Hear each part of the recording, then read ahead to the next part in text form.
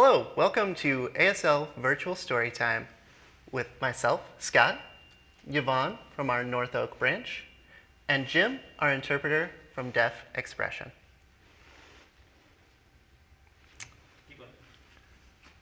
We're going to start by saying hello. Hello, friends. Hello, friends. Hello, friends. It's time to say hello. Thank you for singing with us.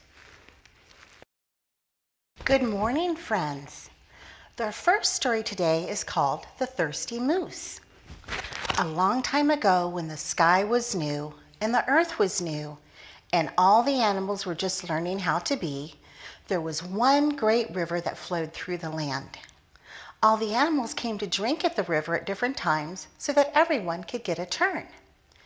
One day when the quail came to drink, she found that the moose was still there, with his big antlers spreading over the river.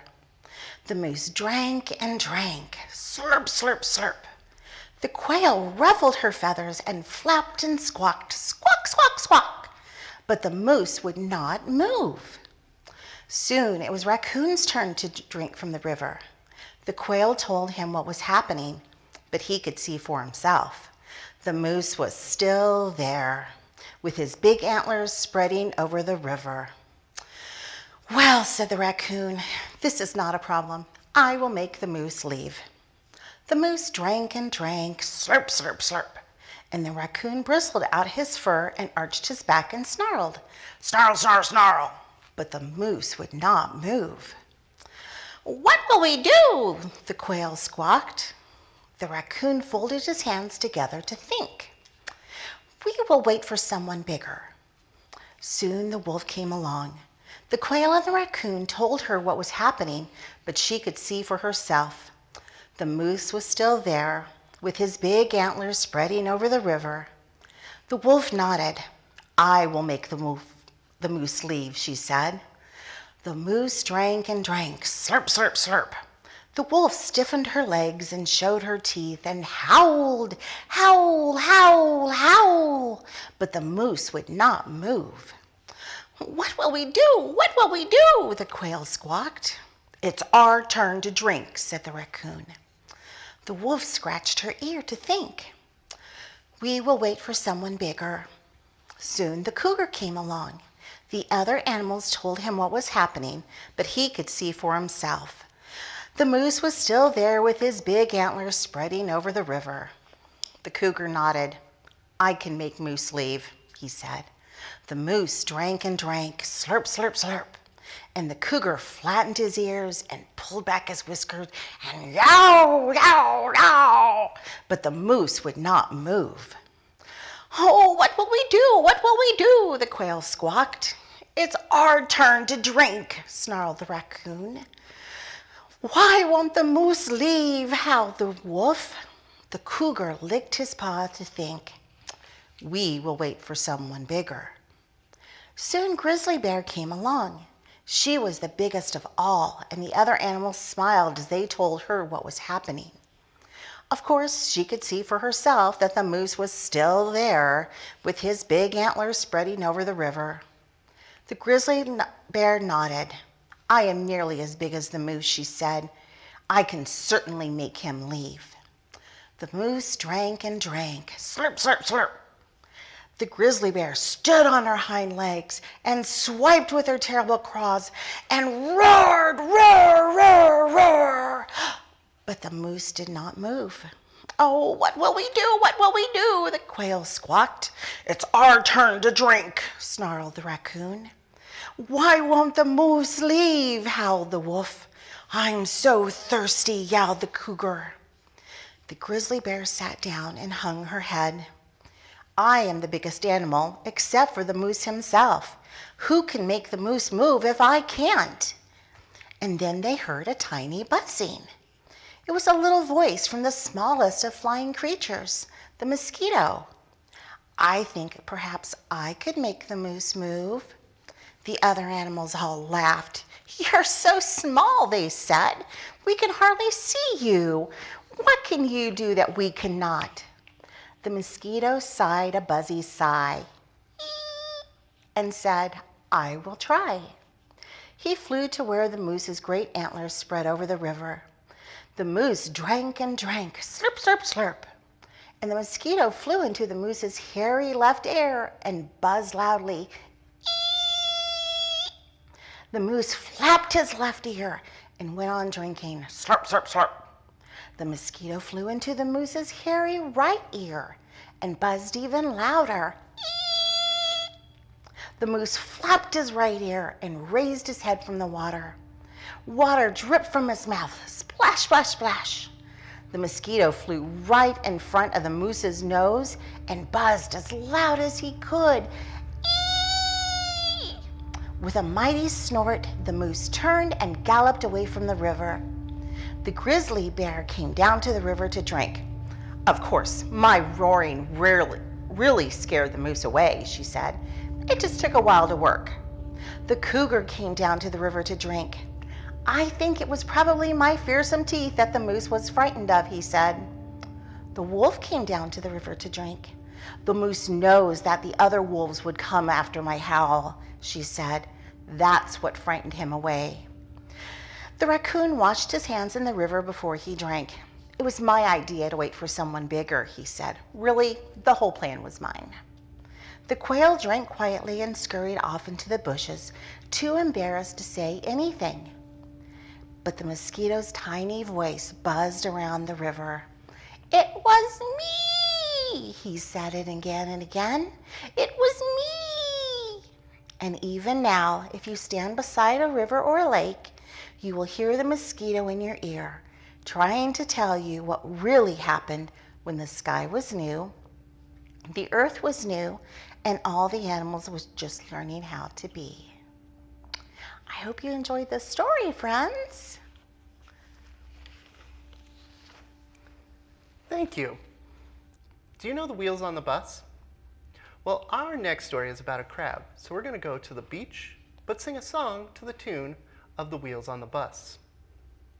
The waves at the beach go up and down, up and down, up and down. The waves at the beach go up and down all day long. The crabs at the beach crawl back and forth, back and forth, back and forth. The crabs at the beach go back and forth all day long. The lobsters at the beach go snap, snap, snap, snap, snap, snap, snap, snap, snap. The lobsters at the beach go snap, snap, snap all day long. The clams at the beach go open and shut, open and shut, open and shut. The clams at the beach go open and shut all day long. Are we ready for the jellyfish? The jellyfish go wibble wobble wibble, wibble wobble wibble, wibble wobble wibble. The jellyfish go wibble wobble wibble all day long. Thank you for singing with me. All right, friends. Did you guys have fun with Scott doing his song? Just like he said, our next story is about a crab and why the crab has no head. When you look around and you see all the animals, you will see that they all have heads. Big heads and little heads and round heads and sharp heads. Every animal has a head except one.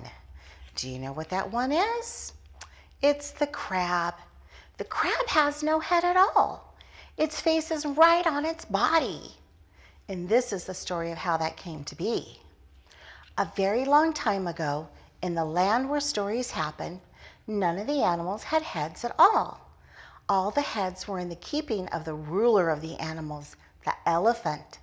The elephant was the most patient and wisest of the animals, and a kind and thoughtful ruler. When an animal wanted to leave the village to go into the field or forest, the elephant would lend him a hand.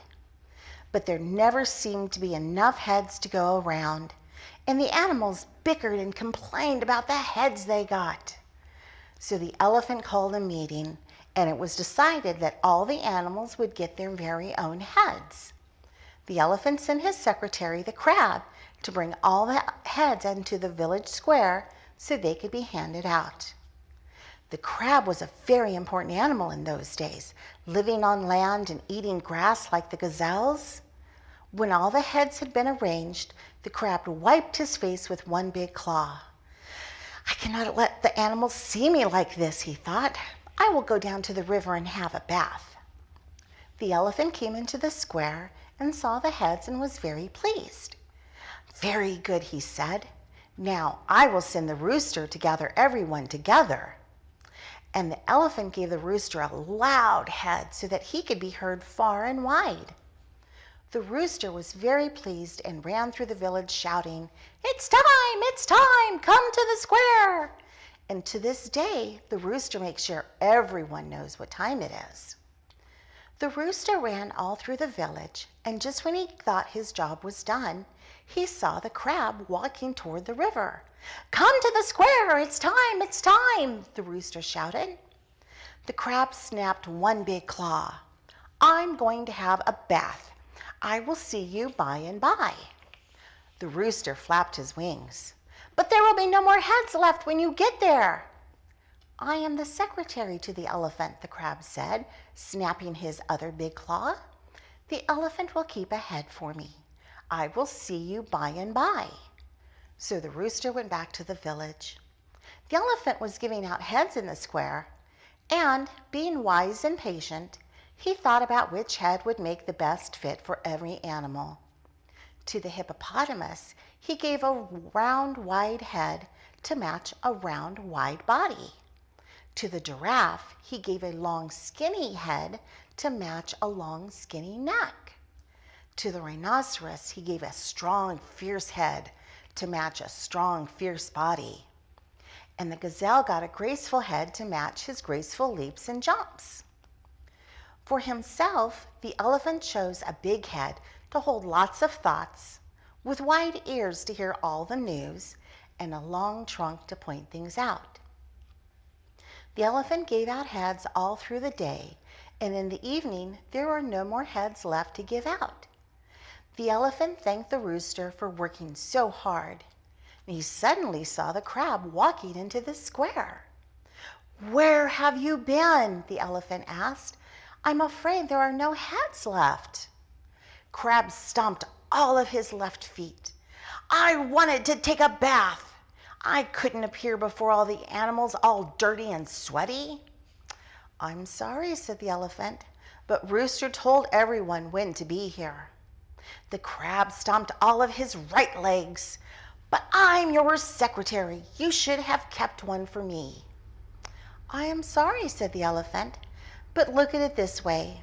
You are the only animal without a head. That makes you very distinguished." But the crab would not look at it anyway. He snapped both claws, ran back to the river where he jumped in and swam all the way to the sea. And there he lives to this day, snapping his claws with no head at all. So the story is finished and goes back to where it came from. I hope you enjoyed the story about our crab and what happened to his head. Thank you so much for joining us here today. We're now going to sing goodbye, and it's a lot like our hello song. It goes, "Goodbye, friends. Goodbye, friends. Goodbye, friends. It's time to say goodbye." Thank you for joining us.